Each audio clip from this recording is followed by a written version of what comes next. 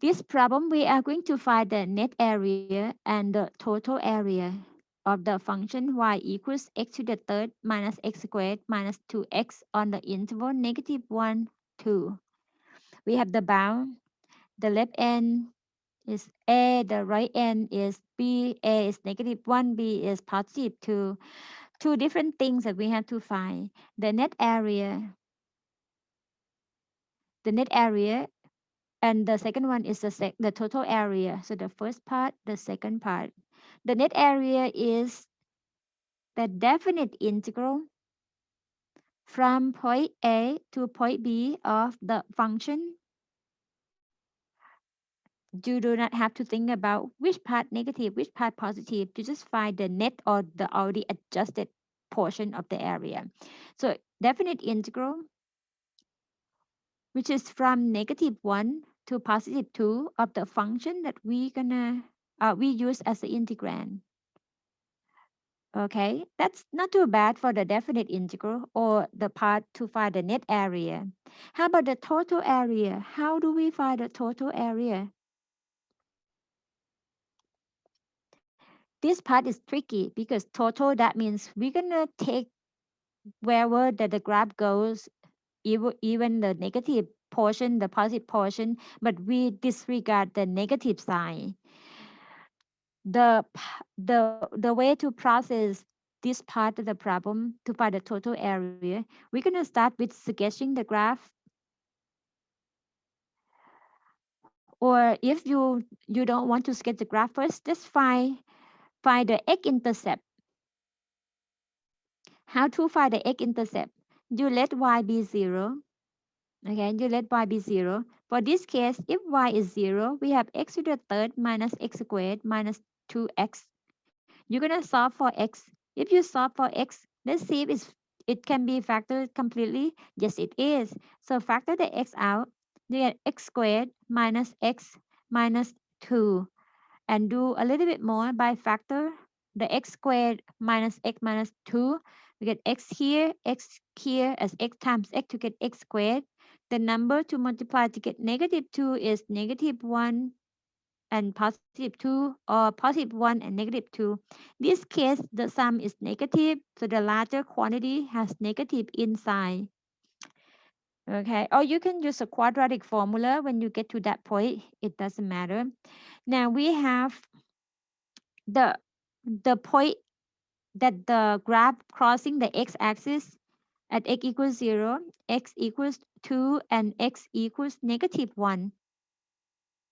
Okay, so at this time, I'm helping you analyze the problem and see what we have to do, and we're gonna make a plan. We already know the plan to find the net area. We just do the straightforward definite integral. But when you find the total area, you have to think about where the graph is in the lower part of the x-axis, or in the lower part of the y, or lower part, or the actually the negative side of the y or positive side of the y, or you have negative area somewhere, positive area somewhere. You have to look for all of those portions. The best part to do that is just get the graph or look at the x-intercept. To find x-intercept is the concrete way to see where the graph crossing the x-axis. For this case, we know that the three other pairs, 3 points on the curve that the graph gonna pass, um, gonna go across the x-axis. So at 0, at positive 2, and at negative 1. Okay. And now, how do we know where the graph is above the x-axis and where the graph gonna be below the x-axis? You pick the point and to test the sign. And this time, if you pick any point in between negative 1 and 0, so 0 is one of the x-intercept, and see the bound is from negative 1 to positive 2. So we just look at the area between negative 1 and positive 2. Looks like portion of it gonna be above the x-axis, the other portion gonna be the below the x-axis. So we're gonna test the point from the y that is already in the factor form. It might be convenient to check whether the function positive or negative. If I pick the point that x equals negative 1/2, I'm going to check the sign. I'm not checking the real quantity. For x negative 1 half, the sign of x is negative. Negative 1 half minus 2 is negative. Negative 1 half plus 1 is positive in sign. You guys follow me with this process to check the value. We test the sign to see whether the graph is above the x-axis or below x-axis. Above means the function value is positive. If x is negative 2, is somewhere in between this area. So the y gonna turn out as positive inside, y positive. So that means the graph gonna be above the x-axis. And we test another point between 0 and 2. I'm going to use the point 1 just for our convenience. You can pick any number as long as you don't take 0 or 2 because those two, the function value will be 0. That's the part to give you the x-intercept. If I use the point x equals 1, the y going to be in the form of x is 1, which is positive inside. 1 minus 2, we get negative inside. 1 plus 1, we get positive inside. So the overall y value will turn out as negative sign. So that means below portion, the portion between 0 and 2, the graph gonna be below the x-axis. If you keep going, the graph will go like this. You can confirm the graph with the calculator if you like. So now to find the total area, there's some portion above x-axis, some portion below x-axis. So the total area gonna be the absolute value of the area 1 plus absolute value of area 2. Okay. Now we have the plan. You guys have question about the plan? Mm, no. Okay. Let's work on the detail then. So for the net area, which is the definite integral from negative 1 to positive 2 of the function. The function is x to the third minus x squared minus 2x with respect to x. To find the definite integral, you just find antiderivative of the function, or this case we have three terms. Find antiderivative of each term. Right? The antiderivative, x to the third, antiderivative is x to the 3 plus 1 or 4. So x to the fourth over 4 minus x to the third over 3 minus 2x. This is x to the first. Now become x to the second over 2. Antiderivative, three terms. Variable x from negative 1 to x equals 2. So 2 and 2 reduce. Make the problem cleaner. So the first group is from replacing x with the 2. So 2 to the fourth over 4 minus 2 to the third over 3 minus 2 to the second. Okay. And then subtracted by another group. Put the grouping symbol. Okay. Make sure you have the group from the upper limit and the group from the lower limit, and then subtract those two quantities afterwards. So the second part is from replacing x with a negative 1. So negative 1 to the fourth over 4 minus negative 1 to the third over 3 minus negative 1 to the second. No divide because we already adjust the number. And next part, you just have to be careful with your algebra. Okay. 2 to the fourth, that's 16. 16 over 4 reduced to be 4. Let me use another technique to show you. Since you are dealing with a fraction, this is the way to refine your algebra skill as well. Okay, it's okay to use the calculator to get the final number out, but just the additional technique that I'm showing you here. So this is fraction with a denominator 4, another fraction denominator 4. So what I'm showing you here is leave it as a fraction because we see both quantities has the same set of the fraction. The second term is 8 over 3 and 2 to the second is 4. minus negative 1 to the fourth. Negative sign will be positive inside. 1 over 4 minus negative become positive 1 over 3. And negative 1 square, positive 1 with the negative sign becomes negative 1. Take away the grouping symbol. 16 over 4 minus 8 over 3 minus 4 minus 1 over 4 minus 1 over 3 plus 1. I have too many numbers, right? So let's take it one at a time. For the number negative 4 and positive 1, I simplify them to get the value negative 3. Okay? So those, they are taken care of. And then the next part, I'm going to work on the fractions. For the negative 8 over 3 and negative 1 over 3, what do I get when I combine them? They both are in the same form of the denominator. I get what? Negative 9 over 3, right? And the next one is in the form of divided by 4. So 16 over 4 minus 1 over 4. I get 15 over 4, correct? Let me see, I get the right number. Now, what negative 9 over 3? This is negative 3. And basically what I get 15 over 4 minus 6. And 6 is 6 over 1.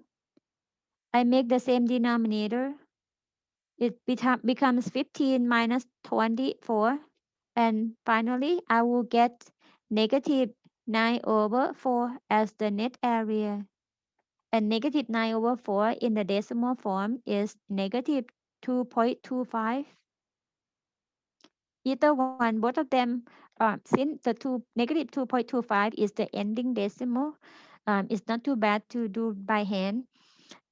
You can leave it as negative 9 over 4 or negative 2.25. As we recall the graph, the portion from negative 1 to 0 is positive, and the portion from 0 to 2 is negative, is larger quantity. So the A1 is much less than the A2 in quantity. So we have more in the negative portion than in the positive portion. So that's why the net area comes out to be negative inside. Questions? You guys okay so far? Yeah. All right. Next one, we're gonna work on the total area.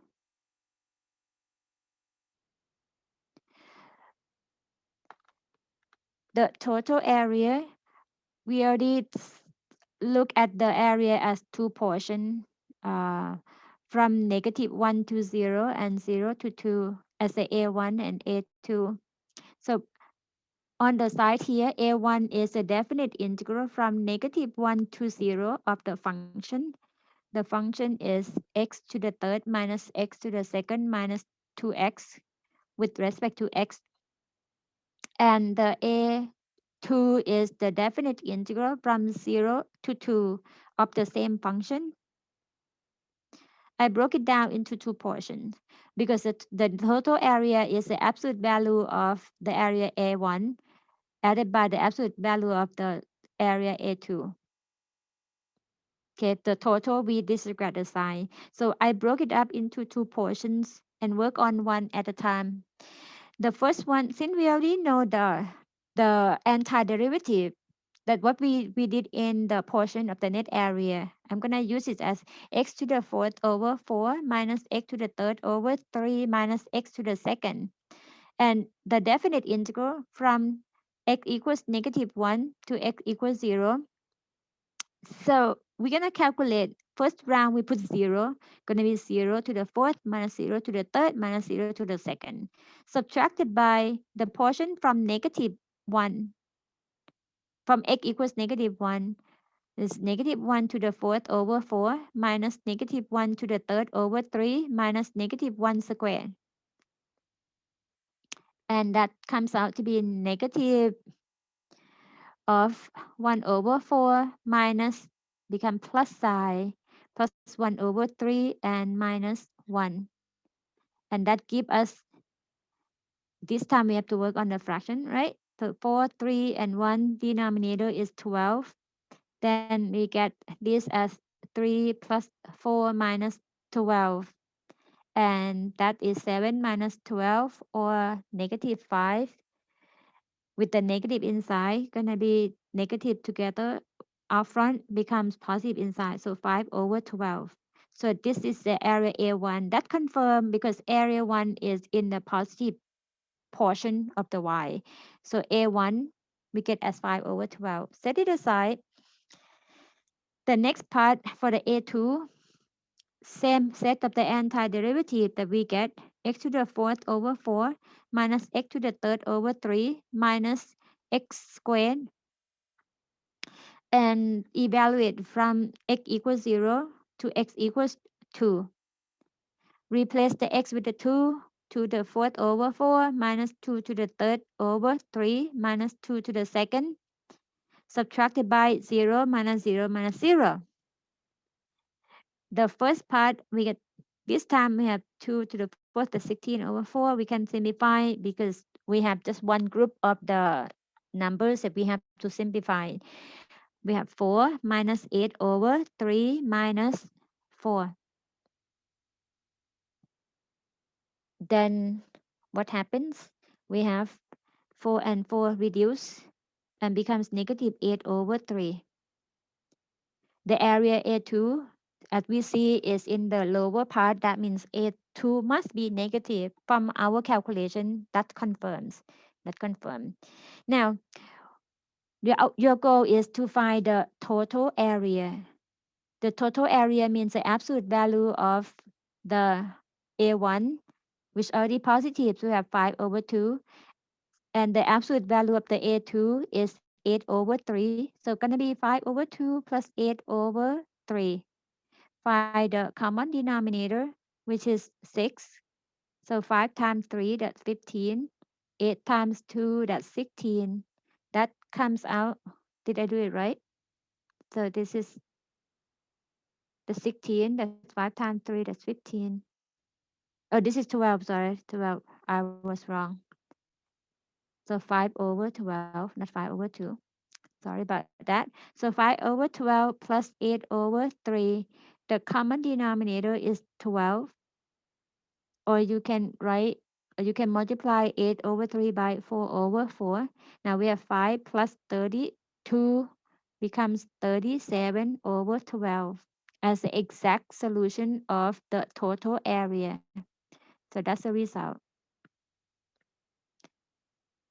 The total area, the combination of the absolute value area for the net area is the adjusted area, negative, positive. We consider the sign of the area.